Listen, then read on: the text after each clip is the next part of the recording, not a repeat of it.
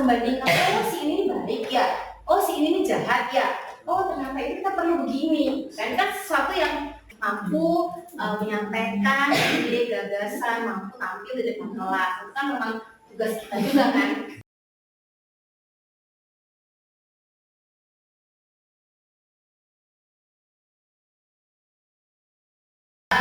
Mungkin alasan lama kita bentar lagi kita pulang ya. Oke, dan saya Prananda Singgawadani dari PGSD UNJ. Kita coba ngejelasin dikit ya Bu ya tentang apa namanya pembuatan dongeng. Udah pernah buat dongeng belum? Belum pernah? Yang kemarin apa namanya? Yang kemarin dapat buku tadi yang dari PGRI siapa ya? Yang nggak ikut ya? Cerita pendek nggak yang buat ya? Oh, nggak buat. Ya berarti di sini saya mau apa ya? Mau ngajak Bapak Ibu untuk buat cerita sebagai bahan bacaan ya. Kan memang kalau kita lihat dari data, mungkin Bapak Ibu udah sering dengar ini ya, kayak PISA gitu kan. Habis itu data tentang anak-anak SD, apalagi mungkin anak orang Indonesia gitu, kita minat bacanya itu rendah. Itu kan yang jadi masalah terus kan ya Bu. Maksudnya minat baca kita rendah. Data yang dihasilkan itu kita itu baca rata-rata hanya 30 sampai 59 menit. Padahal harusnya 4 sampai 6 jam satu hari baca itu sebenarnya. Tapi kita cuma 30 menit sampai dengan 59. Malas baca nggak sih Bu? Malas ya. Saya emang nggak bisa baca gitu kan, karena emang paling nggak baca artikel. Kalau di kita kan emang kalau dosen nggak mau baca artikel gitu kan, tugas mahasiswa, artikel tugas segala macam gitu kan. Kalau Bapak Ibu kira-kira sumber belajarnya, sumber bacaannya apa? Paling buku guru gitu ya, kalau misalnya kurikulum yang terbaru gitu kan ya. Memang kita sendiri aja udah malas bacanya gitu kan. Nah ini juga berdampak gitu kan. Kalau di SD kita ada nggak Bu yang apa namanya kebiasaan 15 menit atau 10 menit sebelum masuk kelas baca buku? Ada. Nah bisa melihatnya dari apa kalau di sini? Kalau di Jakarta itu mereka buat ada pohon, misalnya pohon ya baca-baca kan, di sana ada pohon literasi gitu. Jadi anak-anaknya ketahuan dia bacanya, apa yang dibaca hari itu kan ada tempel-tempelannya. Kalau di sini ada? Enggak ya, hanya bocor literasi aja ya. Jadi kan kita kan nggak bisa tahu ya apa yang dibaca oleh mereka gitu. Mungkin baca-baca aja, tapi mereka nggak nempelin. Mungkin nanti bapak ibu bisa coba untuk mengukur atau melihat sebenarnya anak-anak kita tuh benar baca atau enggak sih di bocor baca, kan? Nah, mungkin bisa dengan buat cerita sendiri oleh ibu. Jadi tertarik untuk baca atau untuk apa namanya untuk mau baca itu mungkin dengan cerita yang kita buat. Di salah satunya tuh bisa jadi dengan dongeng. Ibu pernah mendongeng nggak dalam kelas? Enggak juga. Pernah nggak? Ada kan? Pakai kayak media nggak?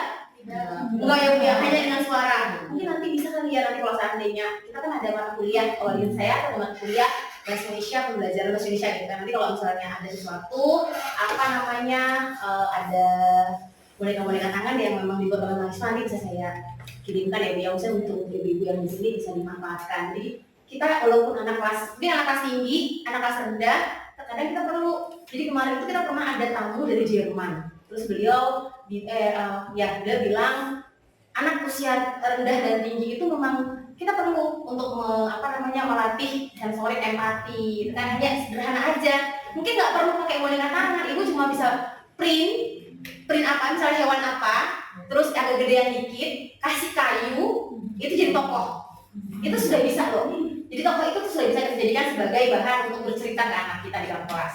Jadi nanti dari tokoh itu kan anak-anak tertarik tuh dengan bahan bacaan lainnya gitu. Jadi mungkin Bapak Ibu bisa mulai untuk ya kalau nggak cerita buat sendiri, bisa cari kan di internet banyak cerita. Tinggal karakternya kita buat. Ya nggak sih Bu? Bisa nggak sih? Mau nggak buat begitu Bu dalam kelas? Waktunya nggak ada ya? Ada nggak sih? Ada nggak sih waktunya kalau buat begitu? Ada kali ya, ada lah. Mungkin di tertentu kalau di sini sudah apa lima nggak profil ini? Pancasila sudah pernah sudah ada ya, sudah diimplementasikan kelas 1 dan 4 kan, 1 dan 4 proyeknya kan ada macam-macam ya. Nah, mungkin nanti kita bisa coba, ibu bisa coba untuk berinovasi lah ya. Mungkin anak-anak kita mencoba untuk bercerita itu sebentar itu penting loh. Nilai karakter bisa kita tanamkan di situ. Kan sebenarnya mudah ya sebenarnya. Kayak misalnya kita buat karakter apa, karakter yang jahat, karakter yang baik. Itu kan bisa membuat anak-anak bisa tahu empatinya, nggak tahu mana yang baik, mana yang buruk, pesan nilainya apa. sebenarnya sih kadang sederhana kalau di teori, iya pesan moral bisa kita masukin gitu kan, pelaksanaannya gimana. Jadi kalau ibu bisa hanya kan saya bilang print aja, print kan sekolah bisa print gunting karakternya, karakter cari di internet aja gitu kan, kita bisa ceritakan dengan karakter itu, kita bisa buat cerita sendiri versinya kita, mungkin di rumah kita buat gambaran sederhananya, kalau di kelasnya kita bisa ceritakan pakai boneka itu, kan menarik sebenarnya. Jadi anak-anak tuh nggak cuma sekedar baca biasa aja, kita nggak tahu, kita nggak ukur mereka bacanya baca beneran apa enggak sih gitu kan ya. Jadi dongeng ini salah satunya. Jadi ibu-ibu bisa nggak harus memodifikasi, juga boleh loh bu sebenarnya yang ada di internet gitu kan, misalnya kan bisa cari tuh dongeng apa yang menarik ya, atau mungkin yang relevan dengan daerah sini gitu kan, dongeng seperti apa yang bisa kita adopsi gitu kan. Nah itu bisa bapak ibu cari gitu ya.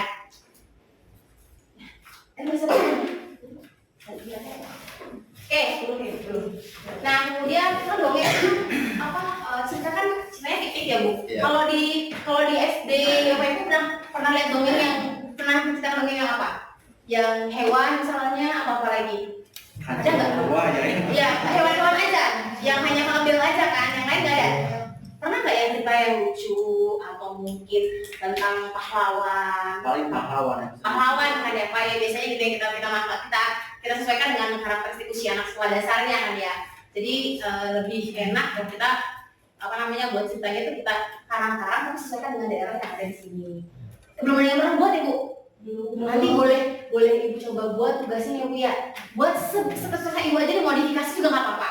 Jadi modifikasi yang pengen ibu modifikasi misalnya dari internet apa sih, misalnya kancil tapi kancil yang versinya ibu gitu kan, untuk menanam karakter apa yang memang bisa membuat anak-anak kita itu memahami gitu, misalnya mau nilai apa yang mau disampaikan, pesan moral apa yang mau disampaikan kan.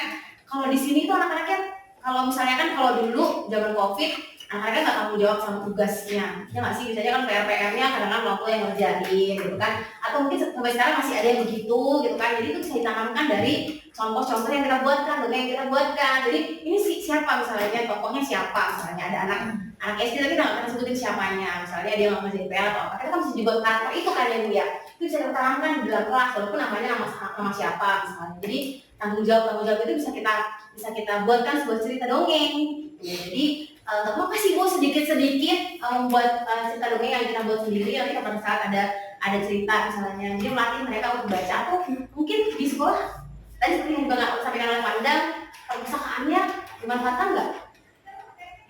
Kurang ya bu ya. Maksudnya kalau di kebiasaan itu kan ada cerita banyak cerita nggak di sini? Banyak kan sebenarnya ya bu ya. Banyak, maksudnya nanti kalau bisa ini modifikasi karena supaya mereka mau punya kemampuan literasi, mau baca. Paling nggak kalau kita nggak baca, kita emang terbatas dengan hal lain gitu.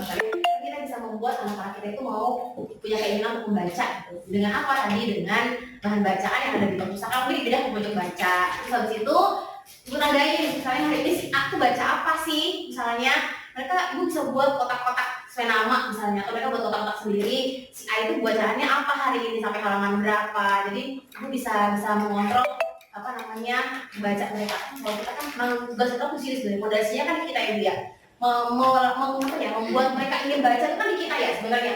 Kita coba untuk menumbuhkan minat baca, karena emang jelas banget tuh cuma 0,01 hanya satu orang dari sekian banyak orang yang rajin membaca ya kan. Jadi kita memang membiasakan itu kan nggak mudah ya Pak Bu. Jadi memang kita perlu proses. Tadi saya sampaikan Bapak Ibu bisa membuat dongengnya sederhana aja, dongeng-dongeng yang dimodifikasi. Kalau nggak bisa buat sendiri, modifikasi yang ada di internet. Saya cari nih dongeng apa ya yang menarik, yang tokohnya yang karakternya apa yang mau saya sampaikan ya gitu kan, latarnya apa ya, mau buat di laut misalnya, lagi apa gitu. Kalau di sini apa sih Bu momennya?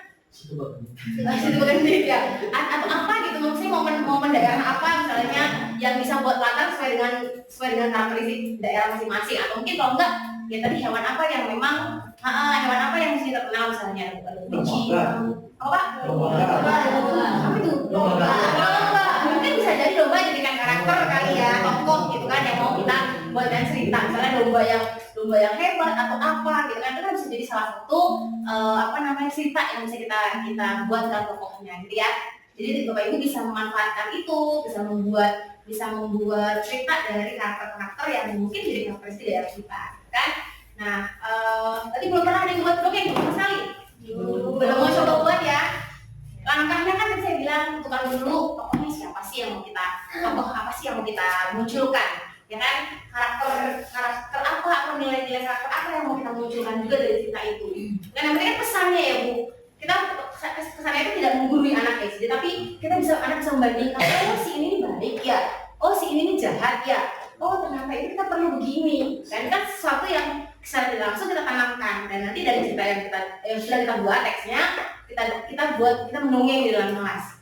Kan mendongeng itu sebenarnya tadi udah sambil nyanyi, ibu bisa mengekspresikan sebenarnya dengan dongeng. Misalnya anak-anak itu punya karakter, jadi karakternya bisa ditunjukin. Tadi sprint aja tempel pakai lem, pakai bambu gitu kan. Styrofoam kalau memang udah model banget pakai styrofoam, kalau enggak ya taruh aja, tokohnya agak gedean dikit, kasih warna, kasih kayu gitu kan. Nggak kita beginikan aja ke anak-anaknya, kita bisa mendongeng gitu kan. Jadi kita bisa memanfaatkan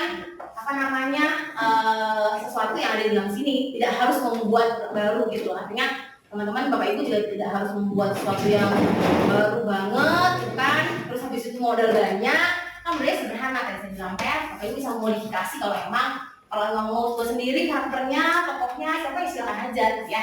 Gitu ya Bapak Ibu ya. Jadi nanti silakan tugasnya buat dongeng. Silakan boleh dongeng itu dengan tokoh-tokoh tertentu misalnya yang relevan dengan daerah atau hak yang lain, silakan aja. Mau dongeng tentang dongengnya kabar tentang binatang gitu kan, atau mitos misalnya, atau mungkin mengangkat mitos daerah kita gitu, misalnya kita dongengkan dalam kelas yang mengingatkan mereka akan legenda di daerah kita. Mungkin boleh kita juga bisa diceritakan kembali, mereka bisa terkenal dengan cerita-cerita kita gitu kan. Itu kan juga penting ya Bu.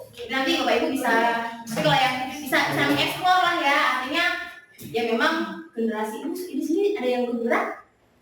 Sudah PPG dalam jabatan? Belum ada PPG ya? Dalam proses ya?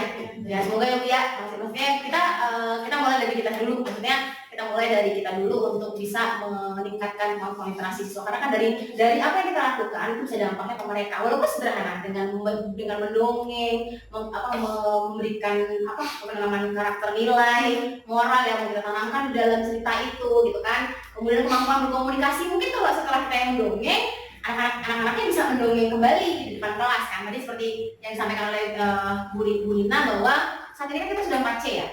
Udah harus 4C? Communication, terus collaboration, critical thinking, kreatif, tambah lagi karakter, ya kan, ada lagi 6C jadinya. Jadi itu tantangan kita memang ke depan. Jadi anak kita bisa komunikasi, misalnya bisa mendongengkan. Kita mencontohkan dulu, ya kita itu mau dongeng, misalnya kamu mau dongeng, gitu kan. Dengan bagaimana dongengnya anak-anak? Dengan kan Bapak dulu, kita ingin Bapak bercerita. Ini ada apa. Jadi sederhana aja Bapak. Jadi jangan kita nggak harus yang muluk-muluk kita bilang tadi. Jadi dengan hal sederhana aja kita bisa mendongeng di dalam kelas. Nanti anak-anak di rumah bisa membuat karakter sendiri. Misalnya di rumah tugaskan membuat karakter, misalnya di kelas mendongeng kan bisa luar biasa ya Bapak Ibu ya, melatih kreativitas mereka juga berimajinasi dengan tokoh-tokoh tertentu gitu ya.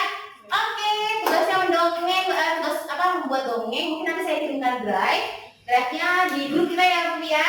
Nanti yang belum masuk boleh kirim nomornya di grupnya, kenapa saya tuh masuk tapi enggak. Mungkin nanti setelah saya sampai ke tempat pengiriman kali ya Bu. Tadi saya masukin ada beberapa yang bisa masuk, ada beberapa yang nggak bisa masuk di grup. Hanya ada berapa tadi 17. Tapi tadi sudah masuk Bu Nina dan Pak Endang sudah masuk dalam grup. Nanti mungkin akan izin dengan Prof Herlina dan juga nanti saya Prof Herlina ya. Pak Waluyo untuk di ini ya. Nanti mungkin teman-temannya bisa share nomor di Zoom ya, di Zoom lagi di grup kita, share aja di situ. Oke Bapak Ibu, terima kasih. Hari ini sudah ada beberapa narasumber, mungkin mungkin mohon maaf jika ada salah kata dari kami. Semoga bermanfaat. Ada pertanyaan Bapak Ibu? Nggak ada ya? Ada Pak? Oh boleh Pak. Ada yang tanya ternyata. Tunggu ya Bapak Ibu ya. Gimana Pak? Assalamualaikum warahmatullahi wabarakatuh. Waalaikumsalam warahmatullahi wabarakatuh. Izin bertanya, begitu ekspresif sekali Ibu menyampaikan materi linear dengan materi dongeng. Ketika guru mendongeng memang anak itu ada perhatian terhadap kita. Tak kala kita menyuruh mendongeng susah. Oh iya, susah ya, betul. Nah, kemudian alternatifnya adalah menyuruh anak untuk menulis dongeng. Menulis aja ya. Menulis aja. Tapi ketika membacakan konten sedih atau gembira itu dibacanya jadi datar saja. Nah, bagaimana menumbuhkan pemahaman terhadap tokoh dongeng yang dibicarakan? Oke, gini Bapak Ibu, ini kan memang namanya kita kan kasih tadi ya, ada komunikasi, mereka bisa mampu ke depan. Kadang-kadang pertama maju aja ke depan pasti nggak mau, banyak nggak mau kan Bu, menjawab pertanyaan aja pasti nggak, jarang ada yang mau, kecuali ayo nah maju ke depan, gitu kan? Nah pertama memang itu agak butuh waktu ya Pak. Tapi yang pertama kita dulu ekspresikan, kita jangan malu-malu mengekspresikan kita ketika mendongeng. Jadi kayak misalnya mau menggambarkan tokoh juga kita tidak boleh tidak boleh hanya anak-anak ini ibu punya ini bapak punya ini gitu kan. Tapi kita benar-benar ekspresi. Jadi kita kayak benar-benar nada kita, ekspresi kita juga menunjukkan apa yang kita baca, gitu, apa yang kita ceritakan. Jadi emang selama aneksi malu nggak sih Bu? Nggak kan? Nggak kan, kalau orang itu nggak akan malu kan? Karena kalau dengan aneksi nggak malu, artinya kita benar-benar bisa mengekspresikan ke anak-anak bahwa ini loh sedih. Udah misalnya si kancil yang menangis misalnya, gitu kita ekspresikan bahwa nangis kita. Jadi benar-benar ekspresikan itu. Jadi jangan sampai kita mencontohkannya juga tidak mencontohkan yang menunjukkan ekspresi itu juga. Gitu kan anak SD juga nggak mau gitu kan mengekspresikan bapak mau ya mengekspresikan nangis, misalnya marahnya seperti apa misalnya, sedihnya seperti apa, tertawa gitu. Nah, kita membuat tertawa juga gitu kan. Jadi kalau misalnya tertawanya kita buat tertawa gitu kan. Yang pertama memang mungkin nggak mungkin sendiri-sendiri, kita misalnya berpartner gitu kan dengan 1 atau 2 orang atau 3 orang supaya mungkin kita mau berani di depan dulu gitu kan. Selanjutnya nanti baru mulai 1 atau 2 orang. Karena itu kan target kita ya, komunikasi, mampu menyampaikan ide gagasan, mampu tampil di depan kelas. Itu kan memang tugas kita juga kan untuk membuat mereka tampil. Jadi bagaimana cara kita mempersuasi anak supaya mampu ke depan. Tapi kita dulu juga dari kita dulu Pak. Kadang-kadang kalau mendongeng itu kan datar, kita juga datar. Harapannya kita juga mengekspresikan seharusnya ekspresi sedih itu seperti apa, jelaskan. Sedih itu seperti apa ya? Contohnya di mana ya? Mereka contohin dulu gitu kan. Sama-sama sedih gimana? Nangis gimana? Marah gimana? Oh ini benar-benar marah. Jadi kalau nanti baca, ini berarti kalau marah seperti apa? Itu ya Pak ya, emang nggak mudah sih, tapi emang persuasi kita bagaimana kita bisa memancing anak-anak kita mau maju ke depan. Karena seperti tadi kan disuruh Bapak Ibu aja disuruh maju buat breaking mau nggak? Enggak kan? Harus ada dulu yang ditarik. Terus nyanyi harus ada tarik dulu sama Pak Waluyo baru mau ke depan. Nah itu kan dari kitanya juga masih malu-malu. Padahal kita mampu, ya kan? Kita refleksi diri aja deh. Mungkin oh iya, kok kita juga mungkin malu karena sama teman-teman kan ya, gitu kan. Tapi dari situ juga kita mulai belajar bahwa ya nggak apa-apa, kan kita belajar. Jadi saya bilang tadi di sini diskusi kita kan memang diskusi yang memang sharing informasi. Ada hal-hal yang bisa kita sampaikan, ada hal-hal yang bisa kita tanyakan, kita diskusikan, gitu kan. Nanti kok di grup itu Bapak Ibu jangan keluar. Apakah kalau kita mau diskusi di situ ada dosen-dosen yang ada di kelas ini yang bisa berdiskusi. Mungkin Bapak Ibu punya kendala atau apapun yang memang berkaitan dengan pembelajaran, dan itu kita ambil juga ke depannya. Apa sih yang Bapak Ibu butuhkan lagi ke depannya? Misalnya Bu kita butuh ini nih, kita mau pelatihan yang seperti ini nih. Jadi ini gambaran ke depannya kita juga bisa merancang apa kebutuhan yang Bapak Ibu ingin dapatkan. Kan itu kan juga rancangan kita ke depan. Jadi Bapak Ibu silakan saja nggak apa-apa di dalam grup itu berdiskusi jika ada kendala atau hal lain. Jangan ragu karena kita belajar sama-sama. Dari Bapak Ibu kita tahu apa yang menjadi kendala, permasalahan, dan kita sama-sama mencari solusi apa yang perlu kita lakukan terhadap kendala yang Bapak Ibu ada. Itu ya. Makasih Bapak Ibu. Semangat ya. Semoga apa yang kami sampaikan bermanfaat. Sampai ketemu lagi di lain kesempatan. Semoga teman-teman kami bisa hadir lagi di sini. Ada Ustaz di sini. Sekali lagi terima kasih. Assalamualaikum warahmatullahi wabarakatuh. Sampai ketemu lagi.